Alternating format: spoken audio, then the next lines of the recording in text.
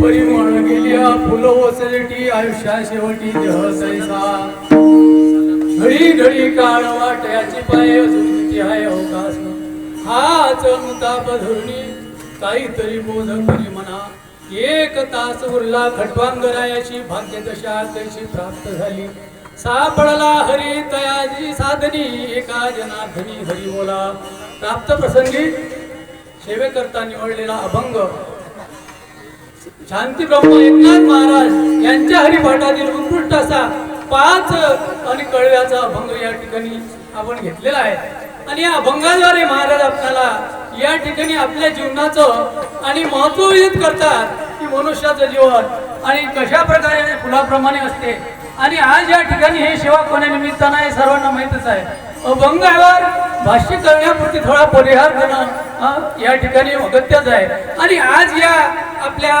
पुण्यभूमीमध्ये म्हणजे या ठिकाणी गजानन महाराजाचं मंदिर या ठिकाणी आहे आणि आज तर असं झालं की माझ्या समोर सगळी तज्ञ वज्ञ मंडळी माझ्या समोर बसलेली आहे परंतु हे सगळे महाराजांचे भक्त आहे आणि आम्हाला सुद्धा महाराजांच्या सेवेचा एक त्या ठिकाणी योग आला होता म्हणून त्या ठिकाणी अशा सेवेचा योग आणि ती सेवा माझ्यासारख्या या माझ्या वाट्याला आली आणि आज हा कार्यक्रम कोण्या निमित्तानं आहे आज या मातुळी गावामध्ये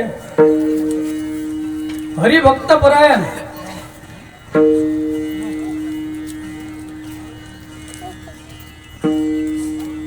स्वर्गीय ताईबाई भीमरावजी खोडके यांचा प्रथम पुण्यस्मरण वर्ष 7 वर्ष पहिले या निमित्तानं श्रीकृष्ण भीमराव खोडके हल्ली मुक्काम मुंबई एक मुलगा सर्व्हिस मुंबईवर महानगरपालिका चालक 2 मुली असा यांचा आप्त परिवार आहे आणि या आप्त परिवारामध्ये आणि आज हा अशा प्रकारचा आणि हा वर्ष श्राद्धाचा कार्यक्रम आहे आणि त्या निमित्तानं या ठिकाणी सेवा आणि माझ्या वाट्याला आलेली आहे या ठिकाणी सेवेचा येण्याचा योग असा आहे की आमचे आदरणीय हरिभक्त परायण फोकमारे महाराज यांच्या माध्यमातून या ठिकाणी येण्याचा योग आला आणि त्या माध्यमातून हे सेवा करण्याचं या ठिकाणी मला सौभाग्य प्राप्त झालं पांडुरंगा करू प्रथम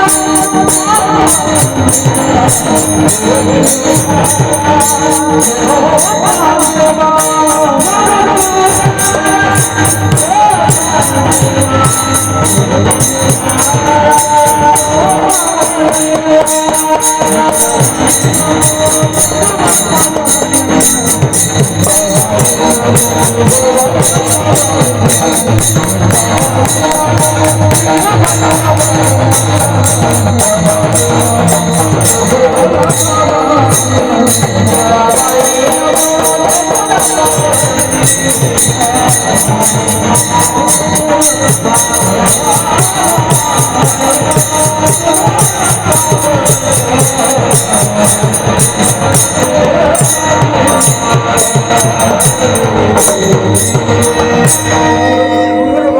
गुरुर्विष्णू गुरुर्देव महेश्वरा गुरु साक्षात परब्रह्म तस्मै श्री गुरुवे नमः. जयाचे केल्या स्मरण होय सर्व विद्येचे दिग्रहण तेची वंदू श्री गुरुचे चरण ते नमस्कारुणी आता. शरण शरण हनुमंता तुम्हाला रामंता काय भक्ती ज्याच्या वाटा मज धावया सुभटा. शिवभोळा चक्रवर्ती त्याचे पाय माझे चित्ती वाचे वदता शिवनाम तयान बाधी क्रोध काम ठल विठ्ठल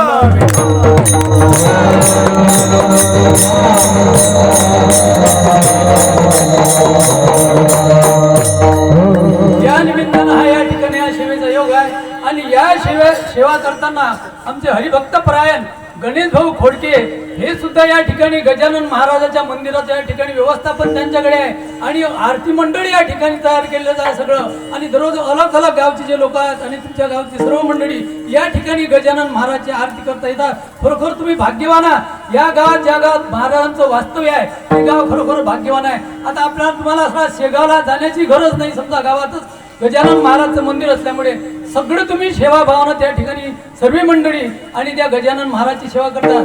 आणि मला तर असं सांगायचं आहे महाराज आता की गजानन महाराजचाच या ठिकाणी योग आहे आणि सगळे तुम्ही असा वाटून राहिला की आपण मी माहेरात आल्यासारखं वाटले की बा तुम्ही सुद्धा गजानन महाराज सर्व मनोभावे सेवा करता आणि आम्हाला सुद्धा गजानन महाराजांनी त्या ठिकाणी सेवेचा अवसर दिलेला आहे. त्या नेमानं या ठिकाणी गणेश भाऊ खोडके आज सगळी तज्ज्ञ मंडळी सर्व श्रोत मंडळी माझ्या समोर बसलेली आहे. ताडकरी आहेत, गायनाचार्य आहेत, मृदंगाचार्य आहेत, विनेकरी आहेत आणि सगळ्याच या ठिकाणी मी काय वर्णन करावं बाबा की त्या ठिकाणी जसं कोंडोलीला पितांबर महाराजला झालं त्याची अवस्था आज माझी तुमच्या समोर झाली. कारण तुम्ही सगळे सुज्ञ माणसं आणि मी काय बोलावं काय नाही बोलावं आणि ही सर्व मंडळी सांभाळून घेणारी टाळकरी मंडळी आणि सगळे तज्ञ मंडळी आहेत. आणि काय झालं की गजानन महाराजाचे शिष्य ते कोंडोली पितांबर महाराज कोंडोलीला गेले. त्या ठिकाणी गेल्यानंतर आजचा प्रसंग सांगतो मी. माझ्या जीवनात काय घडून राहिले ह्याबद्दल तुम्ही सर्व तज्ञ मंडळी माझ्या समोर आहे आणि म्हणून मला तो त्या महाराजांचा आणि पितांबर महाराजाचा महाराजांच्याच ग्रंथामधला ते एक आठवलं.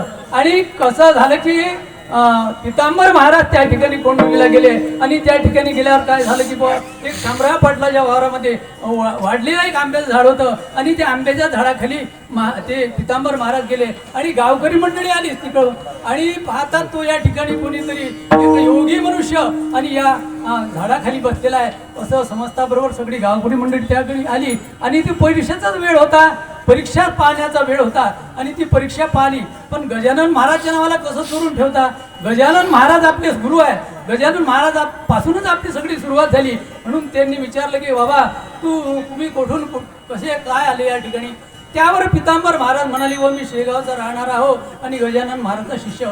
यावर सगळी मंडळी त्या ठिकाणी हसायला लागली. अरे मोठ्याचं नाव सांगून त्यांना बट्टा लावतोस का. अरे गजानन महाराजची शिष्य ते बर्फी पेढे सोडून इथं कशाला येतील आणि तू काहीतरी सांगून राहिला.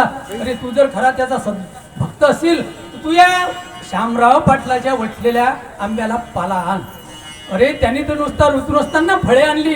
तू फक्त यांना पाणी आणून दाखव तरच आम्ही तुला या ठिकाणी धन्य म्हणू आणि महाराजांचा भक्त म्हणू. या न्यायानं त्या ठिकाणी आणि पितांबर महाराजांना काय केलं की गजानन महाराजांना सांगितलं की महाराजा माझ्यापुढे तुम्हाला आता कमीपणा या ठिकाणी येत आहे. हा कमीपणा तुम्हाला न यावं म्हणून ही माझी प्रार्थना तुम्ही स्वीकार करा. तद्बद्धच या ठिकाणी तुमच्या तज्ज्ञ मंडळी समोर जे काही दोन शब्द वेडे वाकडे बोलण्याच्या या ठिकाणी मी प्रयत्न करणार आहोत. कारण जी काय खरी माय असते तीच बोलावया शिकवते. तुझे तुमचे माझे असे नाते मायलेका परी हो. सगळं मायलेकाचं हे नातं आहे आणि त्याप्रमाणे पितांबर महाराजांना त्या ठिकाणी महाराजांचा धावा केला आणि महाराजांचा धावा केल्यानंतर आणि त्या ठिकाणी लोक त्यांची प्रचिती पाहण्यासाठी आले. अरे तू महाराजांचा जर भक्त असशील ना तर आता या झाडाला तू अशी पाणी आणून दाखव. आणि गजानन महाराजचा त्या ठिकाणी जाई धावा केला. गण गण गणात बोलते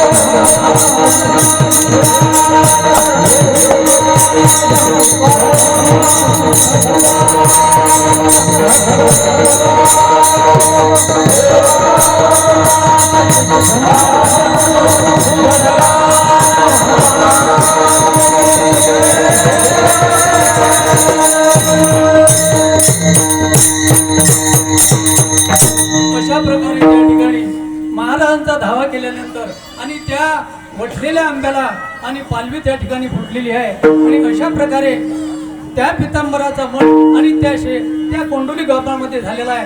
अशा प्रकारे आणि पितांबर हे त्या गजानन महाराजांचे परमशिष्य होते. आता आपल्याला अभंगाकडे जायचं आहे.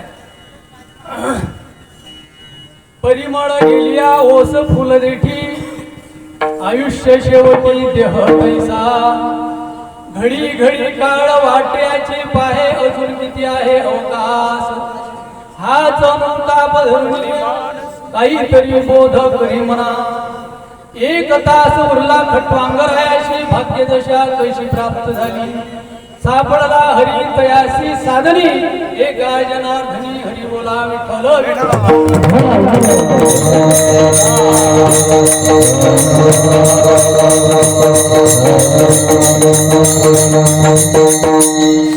या भंगाद्वारे शांती ब्रह्म एकनाथ महाराजांना हे सुचवायचं आहे की मनुष्याचं जे आयुष्य आहे ते एका फुलाप्रमाणे आहे आणि फुलामधला जसा सुगंध त्यामधून निघून गेला त्याप्रमाणे ते फूल जसं ओस होते किंवा ते कोणी त्याचा वापर करते तद्वतच या आपल्या मनुष्य देहाचं जे हे फूल आहे हे फूल या ठिकाणी आत्मा निघून गेल्यानंतर ज्या ठिकाणी जसं ओस होते तद्वतच महाराजांनी आपल्या जीवनाची ही जी तुलना आहे त्या फुला सारखी केलेली आहे किंवा ज्याप्रमाणे फुलाचा वास गेला त्याप्रमाणे त्या फुलाला काही किंमत राहत नाही. त्याचप्रमाणे मनुष्याचा आत्मा या ठिकाणाहून निघून गेल्यानंतर आणि त्याला कोणत्याच गोष्टीची किंमत राहत नाही. अशा प्रकारचा भाव महाराजांना या अभंगाद्वारे सुचवायचा आहे. ठल विठ्ठल विठ्ठल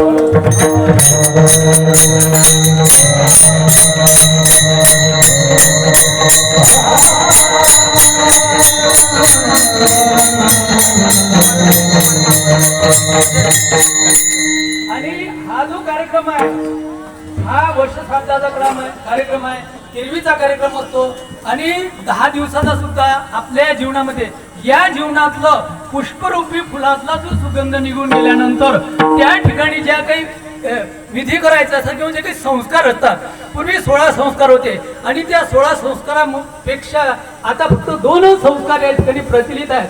एक विवाह संस्कार आणि एक अंत्यसंस्कार आणि या अंत्यसंस्कार बाबा एवढा महत्वाचा आहे की या अंत्यसंस्कार केल्याशिवाय मनुष्याला जीवनाला आणि गती प्राप्त होत नाही आणि 10 दिवस हे त्या नियमाप्रमाणे त्याचे करावे लागतात आणि तितके दिवस हा आपला जो आत्मा आहे ना हा सूक्ष्म देहानं लिंग देहानं त्यामध्ये भ्रमण करीत असतो आणि त्या काय काय क्रिया आपण करतो आणि त्या पिंडाला किंवा त्या आत्म्याला त्या प्राप्त होतात. म्हणून आपल्या हिंदू धर्माच्या नुसार या ठिकाणी 10 दिवस करण्याला खूप महत्व आहे किंवा त्याच्याही पुढच्या विधी जसा आज काही लोक तर दर महिन्याला दर अमावस्येला किंवा दर काही त्याचा जो विधी असेल जो दिवस येईल त्या दिवशी सुद्धा पान टाकतात कारण हे त्यांचे आपण उत्साही व्हायचं असते कारण त्यांनी आपल्यासाठी एवढं आणि एक कमवून ठेवलेलं आहे त्याच्यासाठी त्यांना उत्साही व्हायचं असते. आणि भागवतामध्ये सांगितलेलं आहे की पुत्र 4 प्रकारचे असतात महाराज.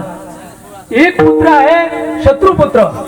तो शत्रुपुत्र आता पूर्वीच्या आपल्या प्रार्थनाप्रमाणे आपल्याला जे काही भोगावं लागते तर पूर्वीचं जे काही प्रार्थना असेल किंवा आपलं जे कोणासंग किंवा वैर असेल किंवा मैत्रता असेल हे जर त्या जन्मात नाही तरी आपल्या या जन्मामध्ये त्याचं आपल्याला भरावं लागते. तसाच पुत्र रूपाने आणि शत्रू रूपाने जर पुत्र तो वडिलाला ज्या ठिकाणी तो भांडत असेल किंवा वडिलाला त्रास देत असेल तर तो समजून घ्या की मागच्या जन्मामधला हा शत्रू रूपाने आपल्या ठिकाणी या ठिकाणी जन्माला आला आणि आपला हा तो बदला घेऊन राहिला, हे पूर्वजन्मीचा त्याचा प्रायश्चित. आणि दुसरा पुत्र आहे तो ऋणी पुत्र, म्हणजे तो त्याला जे त्याकडून फक्त त्या धनाचीच अपेक्षा करतो, मला काहीतरी द्या, मला गाडी पाहिजे, मोटर पाहिजे वगैरे वगैरे, किंवा अगोदरल्या जन्मात त्याच्याकडून आपलं काहीतरी ऋण घेतलं असेल आणि त्याला ते देणं बाकी असेल, तसंच तो पुत्र आणि तशा प्रकारचा तो ऋणी पुत्र. आणि तिसऱ्या प्रकारचा पुत्र आहे महाराज, भागवतामध्ये वर्णन आलेलं आहे. महाराज समोर बसलेले आहेत, भागवताचार्य आपल्या समोरच आहेत. आणि तिसरा जो पुत्र आहे तो उदासीन पुत्र आहे. उदासीन पुत्र म्हणजे उदासीन पुत्र असा की बा तो लहान आहे तोपर्यंत आईबापाला सोडत नाही, आईबापाचाच राहतो. आईबापाला वाटतं की बा हाच आपला सांभाळ करणार आहे. परंतु तो चतुर्भुज झाला आणि त्याचं लग्न झाल्यानंतर तो जर कमायला लागला ना, तर तो त्याच्या कमाईचा एक पैसाही आईबापाला देत नाही आणि आईबापाजवळून काही मागत नाही, तो उदासीन पुत्र. आणि चौथा पुत्र सांगितलेला आहे महाराज तो सेवाभावी पुत्र, म्हणजे भक्त पुंडलिकासारखा जर पुत्र जन्माला आला किंवा श्रावण बाळासारखा, आजही काही श्रावण बाळ आहेत आई वडिलांची सेवा करणारे. आणि कसं आहे की आज श्रीरामचंद्र प्रभूचा जो आपला या ठिकाणी इतिहास आहे, श्रीरामचंद्र प्रभूचं जे आता रामायण होतं, आता पूर्वी काय होतं महाराज की आता सध्या घरोघरी आता हे टीव्ही आहेत, या माध्यमातून लोक जे पाहत ते ज्याला जसं आवड आहे ते तसं पाहत असते. पण पूर्वी काय होतं की पूर्वी गावागावामध्ये ग्रंथ लागत होते, त्या ठिकाणी रामायण महाभारत सारखे वगैरे ग्रंथ आणि प्रत्येक ग्रामीण भागात असत. आपली जे वडील